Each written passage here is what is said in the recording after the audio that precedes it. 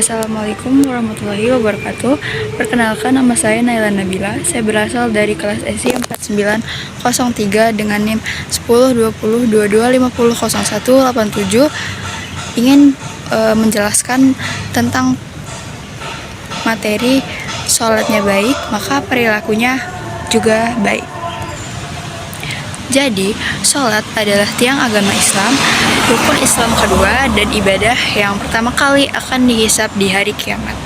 Lebih dari sekadar gerakan fisik dan bacaan lisan, sholat yang dilakukan dengan baik dan benar memiliki dampak transformatif yang mendalam pada perilaku dan moral seorang muslim dalam kehidupan sehari-hari. Jadi, ada peran sholat sebagai pencegah perbuatan keji dan mungkar. Inti dari hubungan antara sholat dan perilaku baik terdapat pada fungsi utama sholat, yaitu sebagai pencegah atau benteng dari segala bentuk kemaksiatan.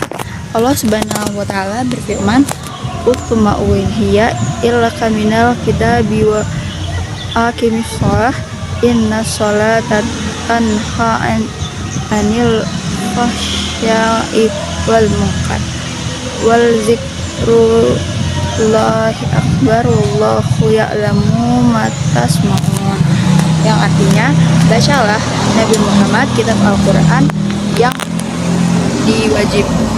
diwahyukan kepadamu dan tegakkanlah sholat.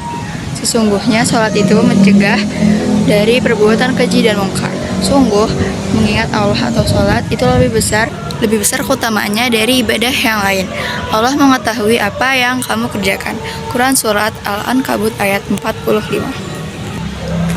Jadi, sholat yang dilakukan dengan khusyuk dan ittiba atau mengikuti tuntunan Nabi akan menanamkan kesadaran diri atau meraqabah bahwa Allah Subhanahu wa Ta'ala selalu melihat, sehingga ia akan merasa malu dan takut untuk melakukan fasya dan mungkar di luar sholat. Fasya atau keji merupakan segala perbuatan dosa yang buruk, menjijikan, dan sangat dilarang dalam syariat seperti zina, syirik, dan kekikiran. Dan mungkar itu merupakan segala perbuatan yang diingkari oleh syariat Islam dan akal sehat manusia, yaitu segala bentuk kemaksiatan secara umum. Lalu yang kedua, ada kausalitas sholat menentukan kualitas seluruh amal. Hubungan kausalitas atau sebab akibat antara sholat yang baik dan perilaku yang baik diperkuat oleh hadis Rasulullah SAW yang menjelaskan bahwa sholat adalah timbangan pertama dari seluruh amal perbuatan seorang hamba. Rasulullah SAW bersabda, "Sesungguhnya amal yang pertama kali dihisab pada seorang hamba pada hari kiamat adalah sholatnya. Jika sholatnya baik, maka sungguh ia telah beruntung dan sukses. Dan jika sholatnya rusak, maka sungguh ia telah kecewa dan merugi." Hadis riwayat At-Tirmizi, An-Nasai. Jadi, hadis ini menunjukkan bahwa perbaikan sholat adalah kunci menuju perbaikan seluruh amal perbuatan lainnya, perilaku, muamalah, dan juga akhlak. Sholat yang dikerjakan dengan benar melahirkan keberuntungan atau perilaku baik, sementara sholat yang lalai melahirkan kerugian atau perilaku buruk. Lalu ada penjelasan mengenai sholat yang baik tercermin dalam perilaku. Sholat yang baik sebagaimana dimaksud dalam hadis bukan sekadar selesai tepat waktu, melainkan sholat yang khusyuk dan sempurna, rukun serta syaratnya. Dampak sholat yang baik pada perilaku itu diantara lain ketenangan hati. Sholat menjadi penyejuk hati dan tempat kembali dari kegelisahan dunia. Perilaku menjadi lebih sabar dan tidak mudah marah.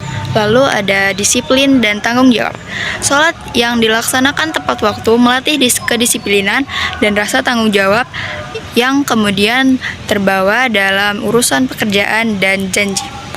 Lalu ada menghilangkan kotoran ataupun dosa. Sebagaimana air yang membersihkan kotoran, sholat juga menghapus kesalahan yang secara spiritual membersihkan hati dari kecenderungan buruk. Lalu ada rendah hati atau tawadu. Rangkaian gerakan seperti ruku dan sujud menumbuhkan sifat rendah hati dan menjauhkan diri dari kesombongan sehingga interaksi dengan sesama menjadi lebih baik. Jadi, kesimpulan yang dari materi yang saya sampaikan adalah sholat yang ideal adalah madrasah atau sekolah yang mendidik seorang muslim. Jika sholatnya hanya formalitas tanpa kehadiran hati dan pemahaman makna, sulit baginya untuk menjadi benteng air dari keburukan.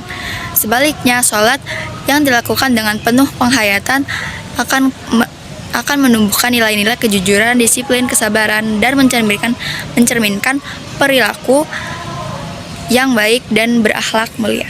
Mungkin itu saja yang dapat saya sampaikan mengenai materi sholatnya baik, maka perilakunya juga baik. Mohon maaf bila ada kesalahan kata. Saya akhiri. Wassalamualaikum warahmatullahi wabarakatuh.